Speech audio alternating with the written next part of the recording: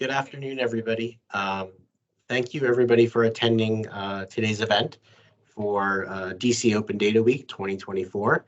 On behalf of the Office of the Chief Technology Officer, I am Matt Sokol. I am the Chief Data Officer for DC Government, and we are happy today to hold this event to talk about challenges in the urban planning landscape, spatial analysis, and critical thinking using Open Data DC. So today I really want to talk about Open Data Week and a partnership we've formed with Georgetown University's Urban and Regional Planning Program. There is an International Open Data Week. A lot of cities hold them throughout this month. So several big cities, New York City, Seattle, and others hold Open Data Weeks where we have events that focus on our open data portals, the data sets we have on there, various spatial analysis that we can perform. And so for DC, we held this event last week. We're getting around to presenting today due to some scheduling conflicts, but we're really happy to take this time to have folks participate in an event around Open Data DC. We have a world-class program for opendata.dc.gov.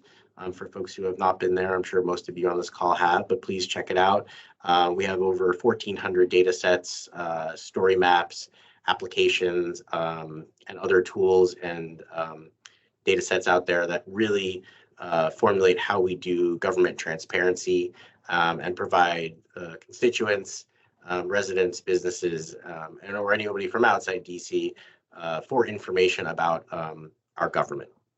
So we are happy to have this partnership again with Georgetown University, and today with Georgetown's faculty and students on this call. We've partnered with them to have some of their graduate students present some spatial analysis on changes within the urban landscape utilizing Open Data DC. So we are very excited for this presentation. We've been working on this for a couple of weeks now, and we're very excited to have these students present to us what they've utilized for Open Data DC and talk more about their ideas and concepts of some of these challenges that you'll see later on in this presentation. Next one. So I'd like to introduce Plass. She's a senior manager for the Urban Land Institute's Urban Resiliency Program, which aims to equip members, communities, and the public across the U.S. with necessary information to enhance the resilience of buildings, development, and cities in the face of climate change and other environmental threats.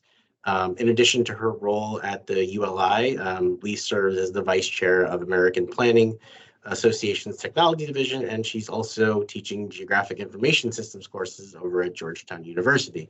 So I'm very excited to introduce Lee and have her talk about what you'll see today, and also give our students who are on this course an opportunity to introduce themselves. So welcome and thank you to the Georgetown folks for joining us.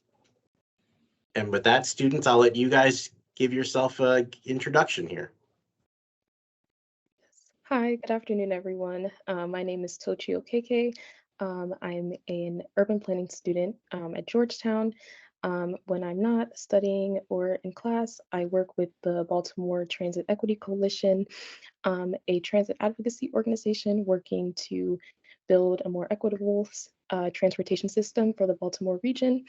And my experiences and background with food insecurity, housing, transportation, and environmental work led me to the Georgetown program to explore those intersections and gain the necessary tools. It is my hope to use those tools to help post-industrial cities like Baltimore chart better futures and a more positive way forward. Hi, everyone. Happy to be here, and thank you to Open Data DC for hosting us today. We're excited to share a presentation. So I'm Lydia Woldiasu, I use the she, her pronouns, and I'm a graduate student at Georgetown's Urban Planning Program. And I really see myself as a spatial visionary. Outside of this, I'm the operations lead for a spatial justice initiative called Spaces for Souls. My geographic focus is on sub-Saharan Africa, but I really look at GIS as a tool to interrogate urban structural injustices and really center humanity when we're looking to heal those injustices. Thank you. Hey everyone, and thanks for having us here today to present. We're very excited to do so. I'm Gavin. I am a grad student. It's my second semester at the Georgetown Urban Regional Planning Program. I'm focusing on transportation planning and economic development during my time here. And when I'm not in my program, I'm in the service industry in the district right now, and I use a variety of education, immigration, and volunteer experience to kind of inform my interest in helping people on the ground with urban planning and mobility and safety initiatives, and excited to talk a little bit about that today. And hello all, I'm Robin. So I'm also pretty new to the program. It's my second semester. So Robin, you're going to be presenting on the mobility options Yes, segment. yes, Do you want to talk a little bit Um, about your interest in transportation planning? Yeah, so I am from Pittsburgh, and I got my bachelor's in history, and we used to have many streetcars, and I like them very much. So I went to planning school, and that's how I found myself here, how I found myself interested in transportation planning. Fantastic. Thank you.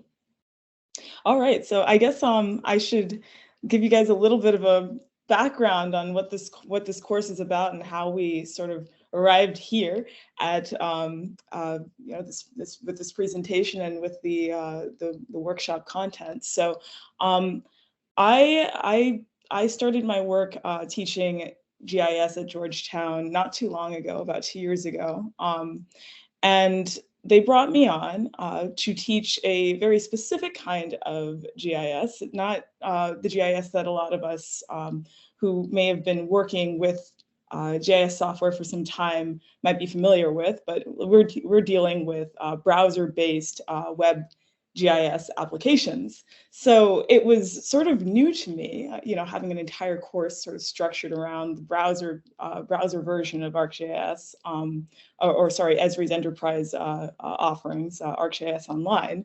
But it's been a really fun and engaging venture. So GIS is, why are we teaching GIS in a planning program? I know that this, for practicing planners, it's like, well, duh, but I think it does bear a little bit of explanation, context. So that's what I'm here to do. So we use, as planners, we use GIS to, one, get a sense of like, what is the lay of the land? So we use data, we use analysis, like geographically referenced data and analysis to understand, the social components of, what's going on in the built environment. How are people interacting with it? What are the economic implications of certain development outcomes or existing conditions?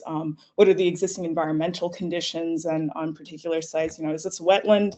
Is this in a flood zone? These sorts of questions can be answered using geographically referenced data, and that is directly tied to, the everyday goings on in planning practice. But we don't just use it to understand existing conditions, we also use it to understand, or rather make decisions. So, the insights that we get, like what percentage of the population is living below the poverty level, for example, can help us pass policies to enhance equity. It can help us pass policies to ensure that, there's evacuation routes available if there's a natural disaster. There are all sorts of really just broad relevance to planning practice that's inherent to geographic information systems. So that's that.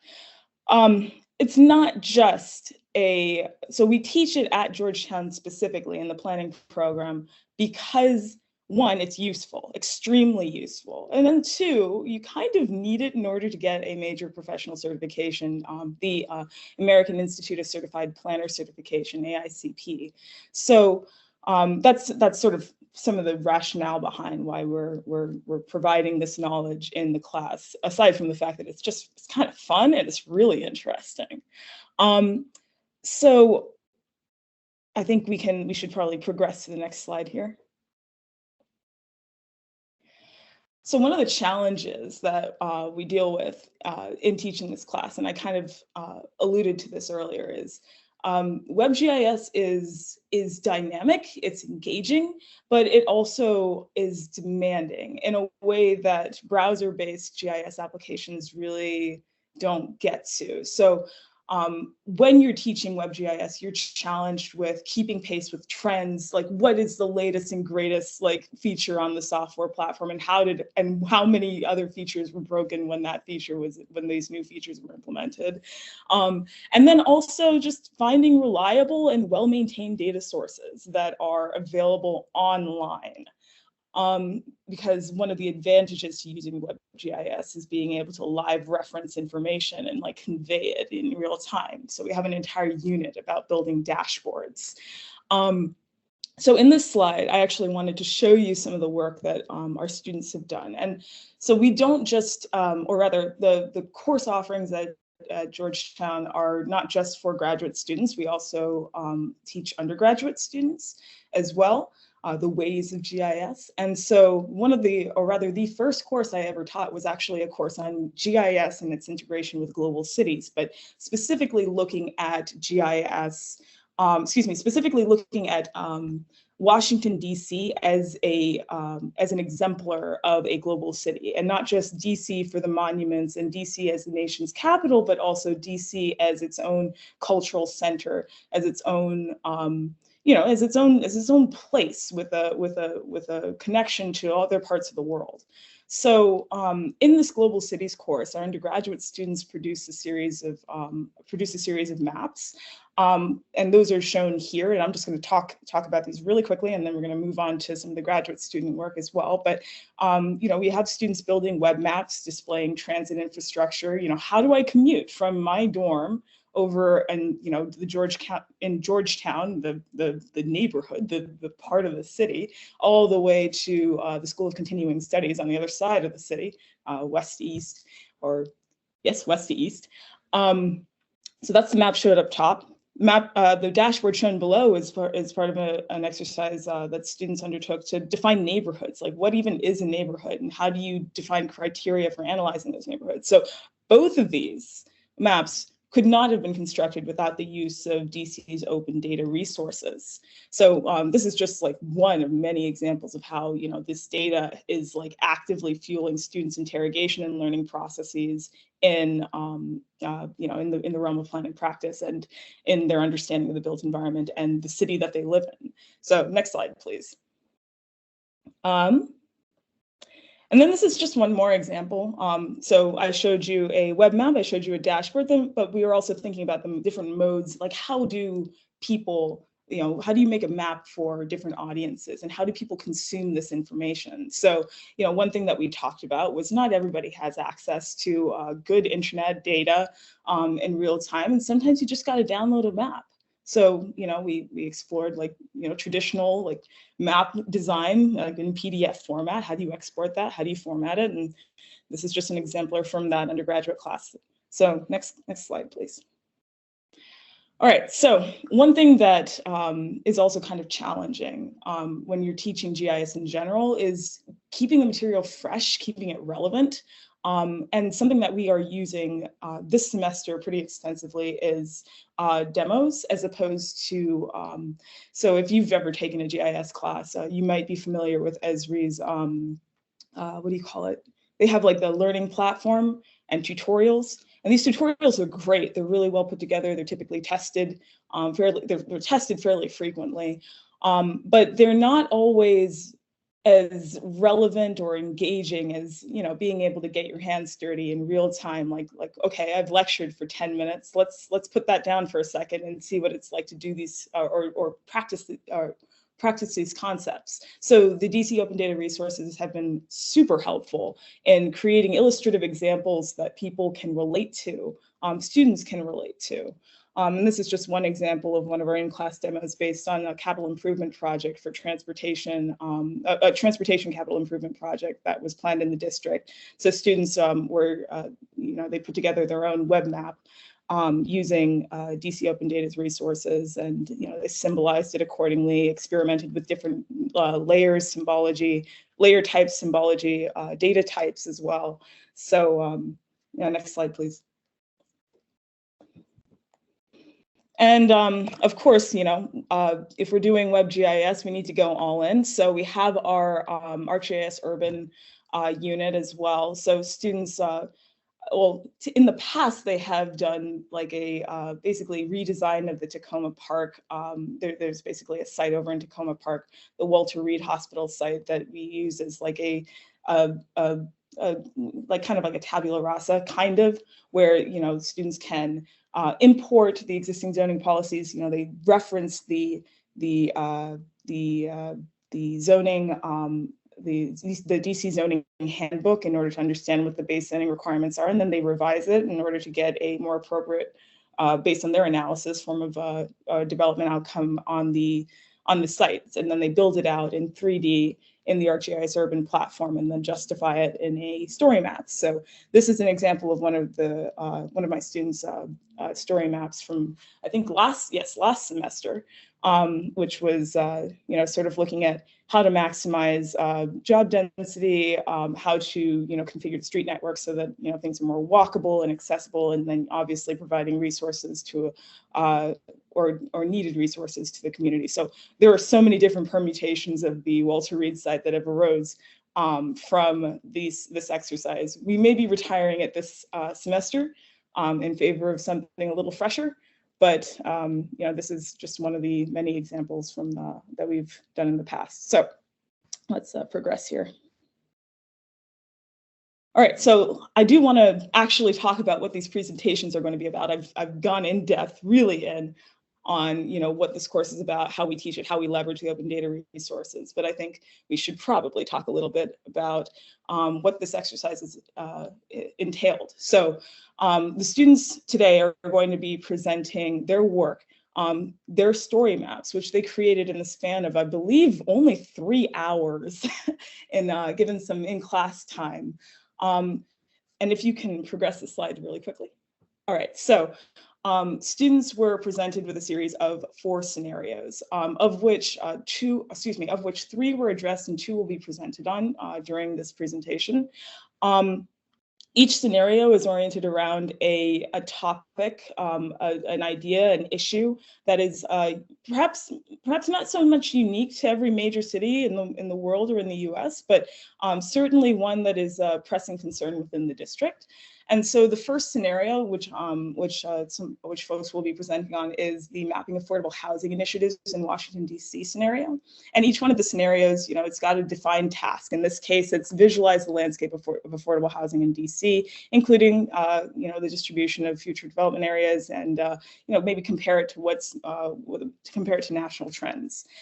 Students were given some like a fact bank, and they were given some data sources, namely data sources available in Open Data DC, to allow them or make it easier for them to construct visualizations in a narrative given a limited period of time. So let's pan over to the next slide here. The second scenario that folks are going to be presenting on is the mobility options in the district scenario. And it's structured in exactly the same way. Every single scenario is structured in the same way. In this case, they are going to be informing the public about DC's traffic safety and equitable mobility efforts using, again, a story map platform. And they're going to be looking at some of the accessibility and safety concerns within a particular part of the district. So, for that, they've got their fact bank and they've got their data sources, and both groups that are presenting here they've gone above and beyond. So I'm really excited to be able to connect everybody on this call with like some of the great work that my students have done. So I believe I have exhausted my time, and I'm going to turn it over to Matt, who will in turn turn it over to my students. Yes, thanks, Lee. Appreciate that. Really great stuff that's going on at Georgetown, and just really nice to get insight into what you guys are doing, how your GIS classes work, and I guess how you're using Open Data DC. So with that, we're going to get started with presentations. I just do want to ask folks, if you do have questions, whether it's for the presenters or for Lee at any point, please put them in the chat and we'll sort of field them that way. I want to give everybody ample time to keep going through their presentations, and then we'll address questions at the end. So thank you. So our first presentation, Toshi and Lydia are going to do a presentation on the mapping affordable housing initiatives in Washington, D.C. So with that, they're going to take it away and talk to us about their analysis of the story map. Great. Can you see our screen? Mm-hmm. Okay, wonderful. Well, yeah, so thank you again for Open Data DC for hosting us. So today we'll be presenting on the Washington, D.C. affordable housing crisis. Koji. Yeah, thanks, Lydia. Thanks, Lee, for the introduction and background. And thank you, everyone, for attending the presentation and learning more about the work we're doing at Georgetown. But for our class scenario, we wanted to look more into DC's affordable housing crisis and looking at average median rents for DC, how they compare to other cities, the current policies and efforts that DC lawmakers are taking to ameliorate the crisis, as well as some recommendations for how to further meet the need and provide affordable housing to the most vulnerable DC residents. So 1 in 10 DC residents are housing insecure, and roughly 4,410 people experience homelessness in a single night. So like many cities across the US, DC is experiencing more development, population growth, and more demands on its housing stock. And so this has led to increases in prices, and many people who lived in the city originally unable to afford housing and be able to have adequate housing given the rising costs. So our first map here highlights the median rent for a 1-bedroom apartment in DC, which is right now $2,495. And a user going through our story map can click through and kind of get a picture and a look at what housing and housing costs look like across the US. St. Louis over there is about 1,194, up 95. In Baltimore, it's about 1,500. There in Denver is about 2,100. So I think each city is dealing with a different set of social and economic factors leading to the rents in their city. I guess comparing the two sister cities, DC and Baltimore, DC, for example, is experiencing population growth and more demand, while Baltimore has been experiencing population loss. So within each city, the solutions and policies used to take care and try and ameliorate the affordable housing crisis will look a lot different. But even as it stands now for DC, the median rent is still a lot higher than many cities and causing a problem and a crisis with affordability. And yeah, so this next map was created using Open Data DC. On the left, we have a map that showed the housing characteristics of different census tracts across DC. So we were able to get a picture of the different tracts and which census tracts in DC are the most cost burdened. And on the right hand of this slider is a map of also using Open Data DC, a map of the median household incomes by census tract. We also use a ward map. I think people more easily recognize the wards in DC. So to kind of see how median income and cost burdens fare across the different wards in DC. So we wanted to just get a better picture of, I guess, the roots and underlying causes of the housing affordability crisis. Many of the areas in DC that are cost burdened also have the lowest median incomes. That's more in Southwest and Southeast DC in wards 7 and 8. And there are some pockets of cost burden people in the higher earning wards, and that may be more due to the higher cost of living, higher cost of housing, and people paying a larger proportion of their monthly payments on gross rent, which is rent and utilities. So across the city, the affordability crisis has come largely from incomes not matching up to prices, but also just the general high price of living.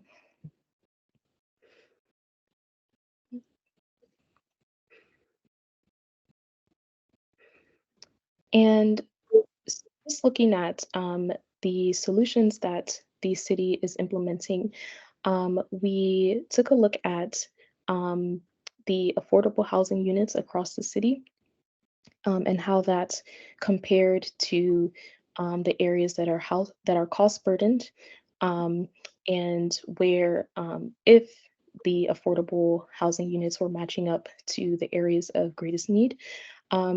Since or in 2019, Mayor Bowser implemented a expanded affordable and housing construction policy. So all different agencies, Department of Housing Community Development, Planning, were all involved and instructed to work together collaboratively to come up with solutions to the city's affordable housing crisis.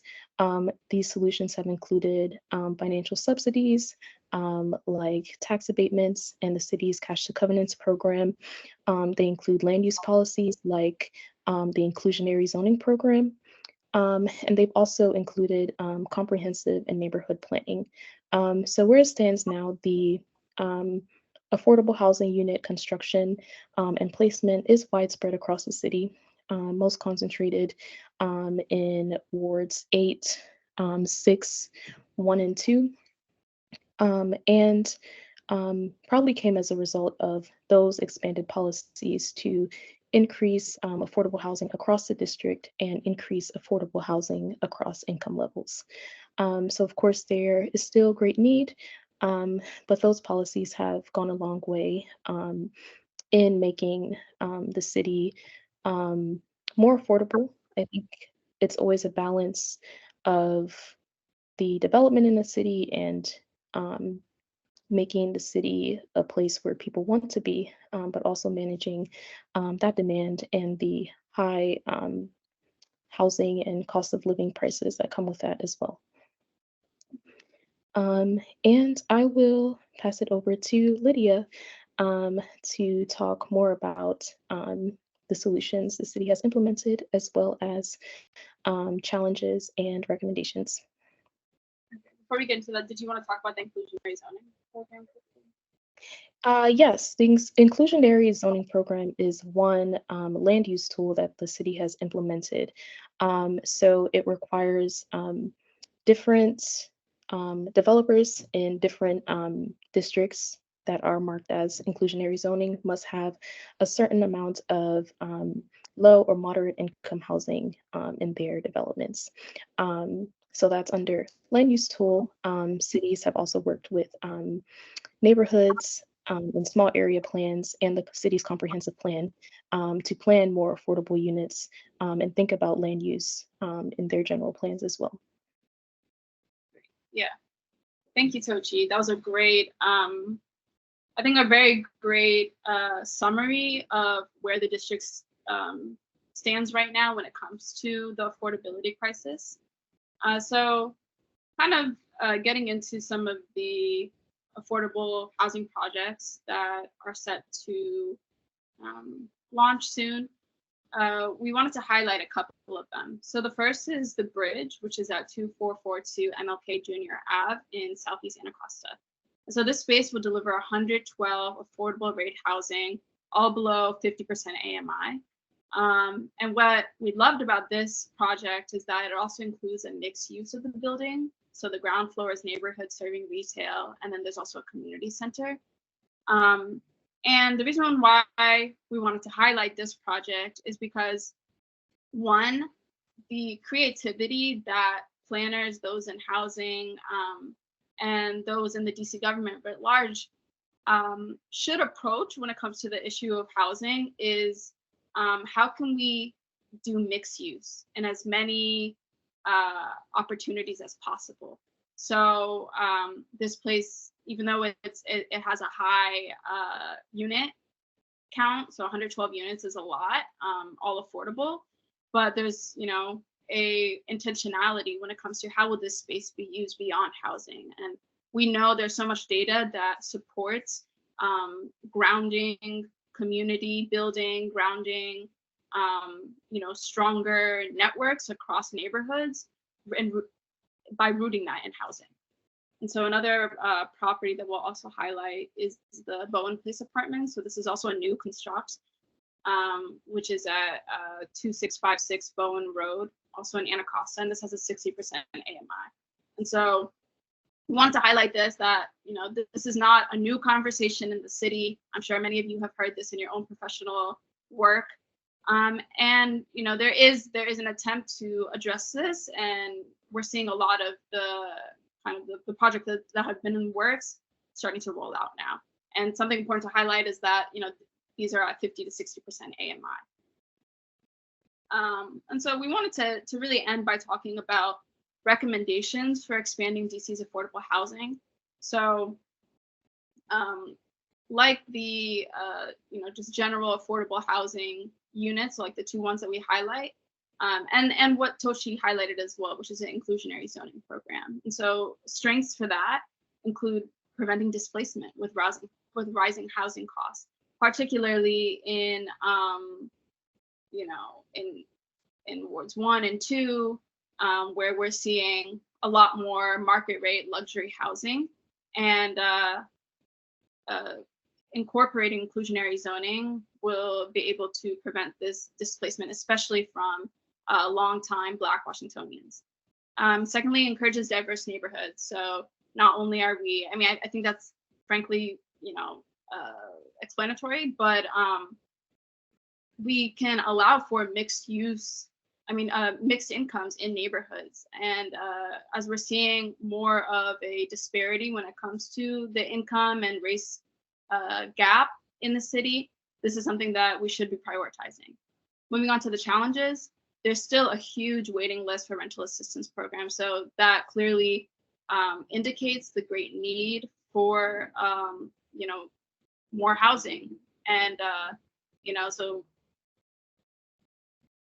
just to say that, you know, there's still a lot of work to be done. There's still a lot of people who are struggling to pay their rents every month and to keep up with rising inflation costs, et cetera. And something that we really wanted to highlight is that with the properties, including the inclusionary zoning that are above 60% AMI range, this is not accessible to the lowest income earners. So we are really looking to the city to start mandating 30% AMI units more frequently, because if we're talking about the affordability crisis, we believe that it should be targeting the most, the people with the most income, people with the lowest income, the least earning potential, and those who have the least generational wealth. And then lastly, when it comes to challenges, we would love to see varied housing types, including varied unit types, so that can accommodate for larger families and that can accommodate for, you know, multi-generational families, and also different housing types. So that goes along with like land use flexibility and like zoning creativity, so that you know, there's a big conversation right now in the planning world when it comes to how can we repurpose office buildings that are vacant. And so we really need to be creative when it comes to our zoning policy to ensure that we're meeting this very pressing crisis in the city. So to end, you know, using the Open Data DC database, we were able to really map the housing and homelessness crisis across the city. And we're really charging all of us here, and, you know, to share with our respective networks, to think creatively, to think outside of the box on how we can mitigate the future ramifications of this. Thank you. Thank you. Thank you, Tochi and Lydia. Fantastic. All right, yeah, thank you. Really appreciate that. Really good content. All right, so our next presentation is about mobility options in the district, and Gavin and Robin will hand it over to you guys for your presentation. Thank you.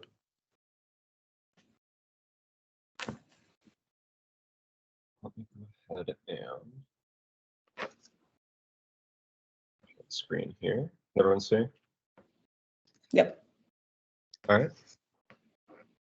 There we go. So I'm going to preface this by essentially just stating that this is my front yard. This is the intersection that we're going to talk about here at length. Like at large, this is about mobility options, but we're going to look pretty closely at one intersection. And it's the intersection of 8th Street, Massachusetts Avenue, and then 3rd and 4th. Because it sits right between the law school and the SCS. And when we get to the map, I think you'll see why. So can start by just a little quick number. The pedestrian fatality rate is a bit higher than the national average. And then this is an element of, we zoom it in, and just see right where the highway empties out. And then there's a whole situation. So what you're looking at with this map color-wise is the sidewalk ratios of streets. So redder means closer to 0. And of course, bluer is a high one, in this case, equal 1.0. We also have some of the high injury network roads marked here. The law school's tucked away right in here. The SCS right in here, right in this lovely little pocket. So we have that clarified here in the key, which just disappeared on me. But this map pulls up the traffic volumes of each individual road. You can see the data is from 2019. There was data from 2020 available, presumably heavily impacted by COVID. 2019 seemed more appropriate. But these, if we can get one of them to pull up, each just have the AADT for each road. And when we get one layer closer, pardon, I almost moved on prematurely. There's the little Vision Zero pop-up network, and we have these poking around at various spots where there's little issues to be looked into. So we also wanted to look at some other modes. Gavin, do you want to take over this part? Sure. And first of all, I will say that, you know,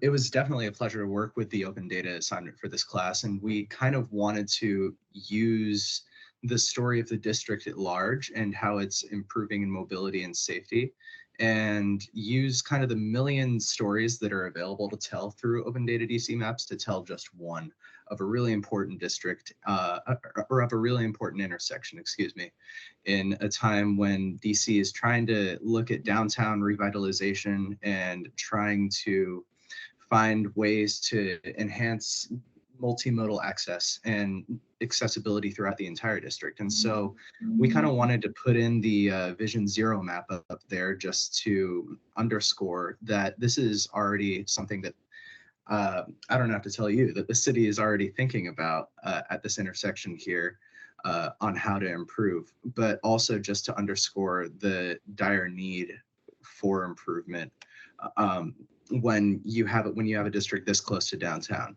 So moving on, we also wanted to highlight how the WMATA bus network comes into play here, because this part, Massachusetts 4th and H, is the site of some of the most heavily trafficked bus routes in the region. The 80 and the X2 both go by there, and the bike lanes also are I would say, at least in my opinion, as somebody who bikes around the city myself, really important to underscore how multimodal transit is actually being improved upon, because DDOT installed 10 miles of bike lane last year, 7.3 of which are protected. And to me, what bike lanes in downtown signify, and heavily used bus routes signify, that the city is definitely concerned with bringing pedestrians downtown and making it a safe place to be. But what the area here that we tried to focus on does not have any bike lane options whatsoever. We have the 80 and the X2, as I mentioned, that go through the intersection. And there's a bike rack at 3rd H and Mass. And there are bike lanes around, and it's very close to Noma. It's very close to downtown. Highly trafficked pedestrian areas, but how one gets from one area to another seems right now to only be designed with the car in mind.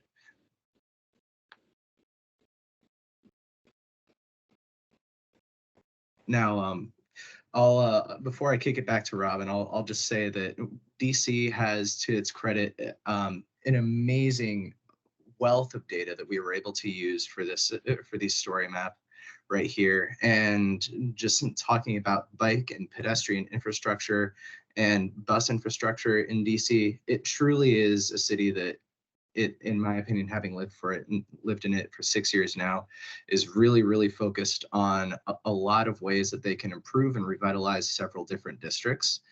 But the area of focus that we wanted to underscore here was to try to show the importance of getting from one place to another when you don't have a car in the district.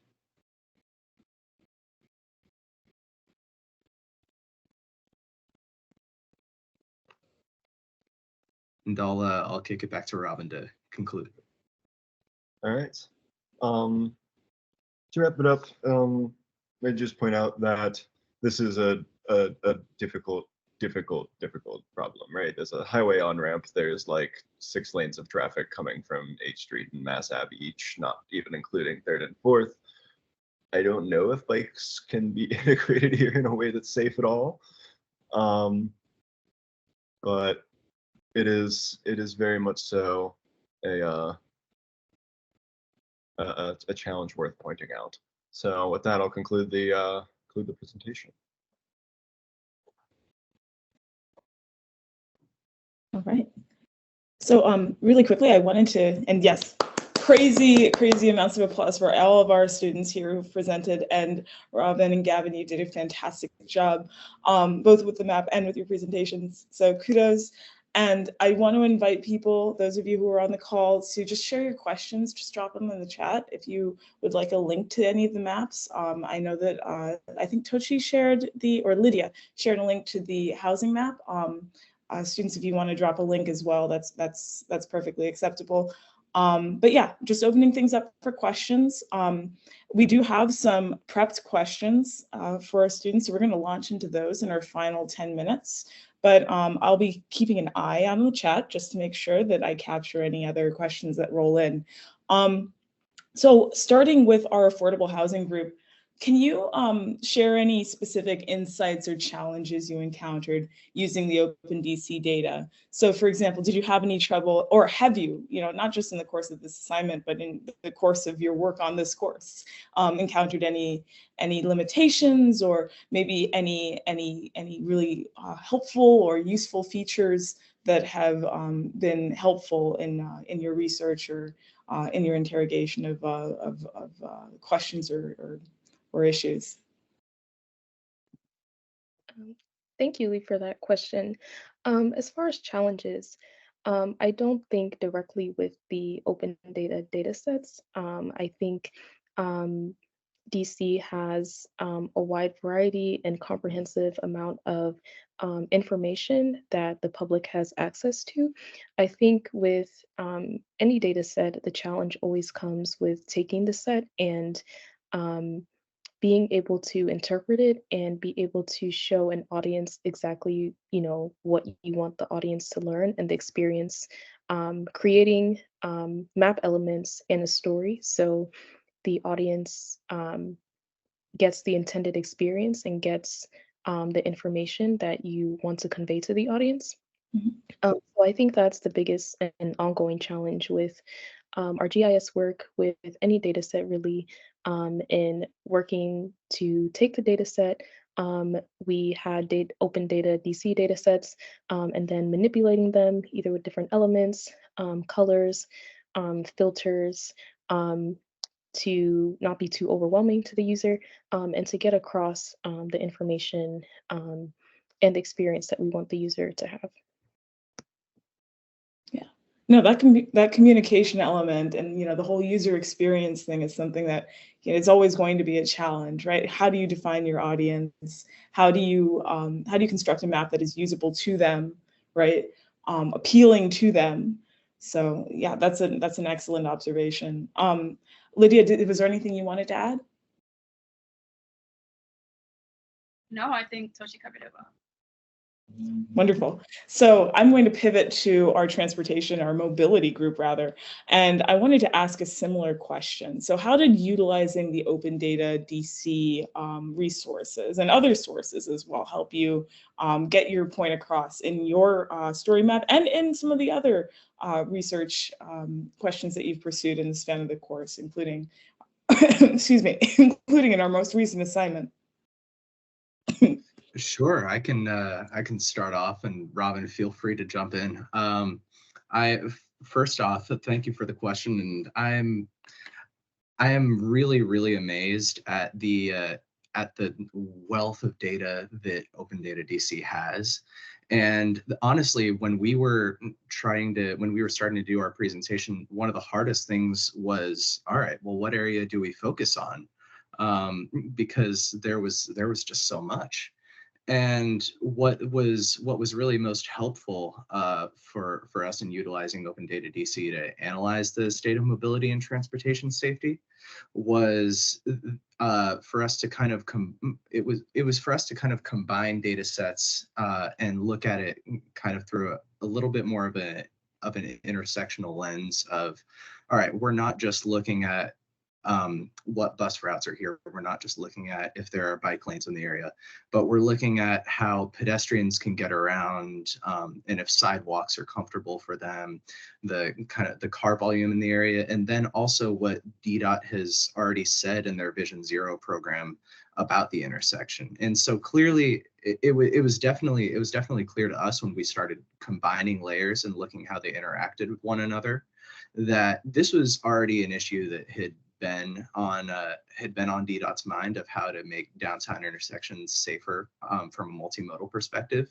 And so once we had the connection to Georgetown, and Robin takes that walk every day to go to school, and so it was very easy for us to kind of put two and two together and say, all right, we can use the wealth of data we have here to really make an argument about safety and about multimodal mobility options.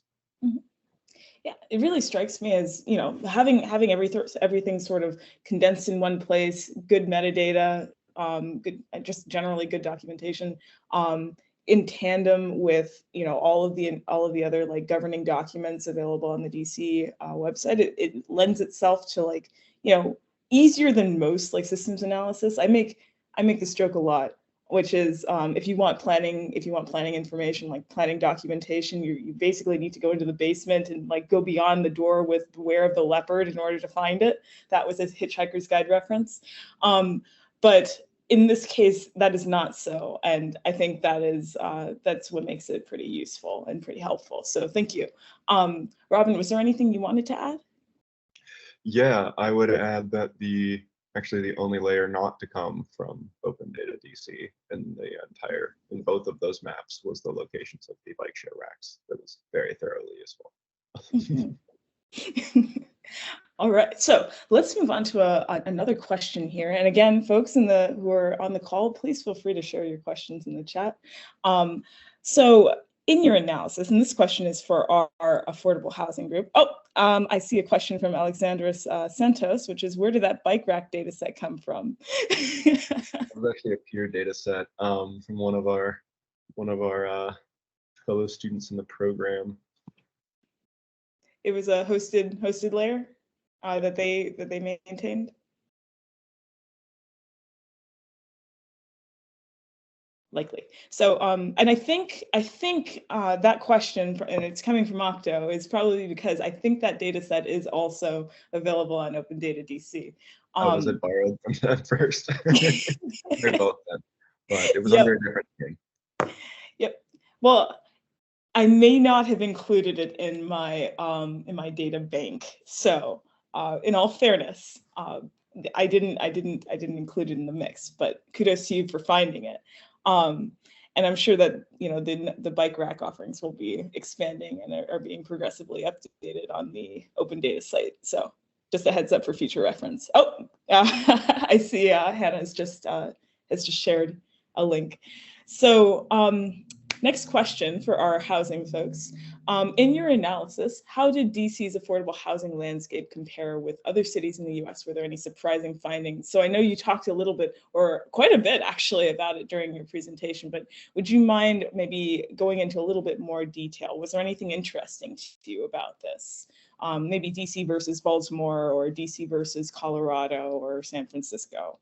Any thoughts there?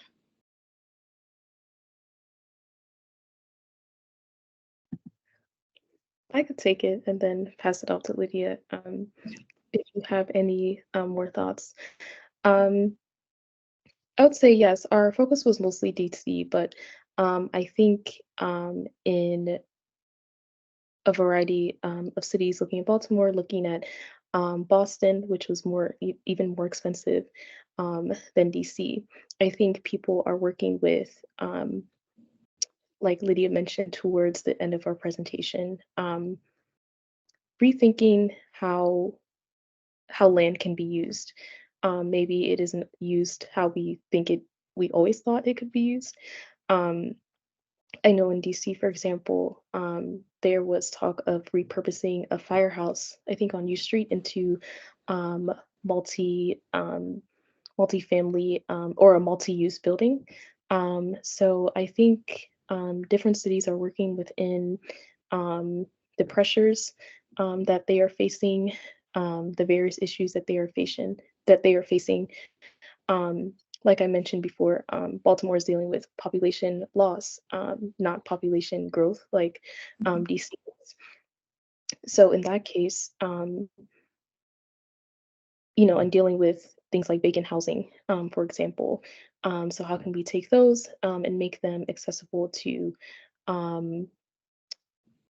take them, back from private ownership into mostly public ownership where they can be repurposed for people that need them. And how, in that case, how do we just create lively neighborhoods for people to live in? Maybe what was once housing does not need to be housing anymore. Maybe it could be something else that better serves the community. So it is different across cities, just because cities are facing different social and economic pressures and issues. Yeah. Oh, so there's one more thing I wanted to make sure got mentioned, right? It's also the density, right? So DC is practically at build out. There aren't very many greenfield sites in the city, or any that I'm aware of. Well, maybe a few that can be developed. And so you're thinking about adaptive reuse, repurposing properties, as opposed to places with a more suburban pattern of development, perhaps places in Colorado, for example, that can afford that have a little bit more space, that have more potential for infill development that doesn't necessarily require brownfield remediation on top of it. So it's sort of an interesting, you're dealing with two interesting conditions. We have two questions that I want to make sure get addressed before we close out the session. So first question is from, excuse me, I'm like juggling computers here, from Vinny.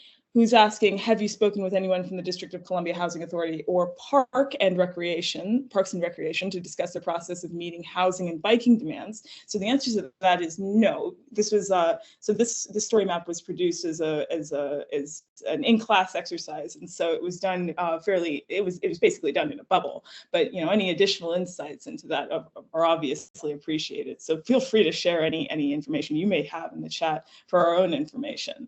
And then we have a second question, and I know we're at time, but maybe we have like 2 seconds to address it. So on the affordable housing presentation, one challenge listed was lack of varied housing types. So I think the rest of the question may have to do with, what additional housing types were you contemplating, or, do you have any thoughts on that for our affordable housing people? Yeah, I'll just take that quickly. Honestly, I welcome the architects in our planning field to support with this. There's a lot of cool stuff that is in the works. I've seen a lot of really amazing kind of very affordable approaches to modular housing. And so it's interesting, like Lee was talking about, when you're looking at DC and the density there, it requires really out of the box and creative, and also it requires a commitment to wanting to bring more affordability to the city. So yeah, thank you for the question. Absolutely. All right, so with that, we're at time. I'm going to turn it over to Matt. Thank you all for your time this afternoon, and thank you, students, for your wonderful presentations. Yeah, so first, thank you to Georgetown University, Lee, and the students. Appreciate everyone really taking the time to go through this event, partner with us, come up with some really cool content. We do plan on sharing this through Open Data DC. We'll be standing up an Open Data Week page for the events that we do for this year. We're going to have another one coming up. I think it's going to be later in the month with the Office of Clean Cities and the Adopt-A-Block group. So that'll be another exciting venture we partake with for Open Data. I do want to say, again, thank you to everybody for coming. Really appreciate it. This was super exciting to have this partnership, and we look forward to more of them in the future, and we hope everybody enjoyed the event. And I do want to give one last shout out to the OctoComms team for helping to organize all of this, setting up the registration, the web event, coordinating with Lee and students and myself and other open data folks to do this venture. So we're really happy that you were able to join us. Thank you so much, everybody. Please take care. Have a great rest of your day, and we'll talk to you soon. All right. Thank you so much. Take care, everybody.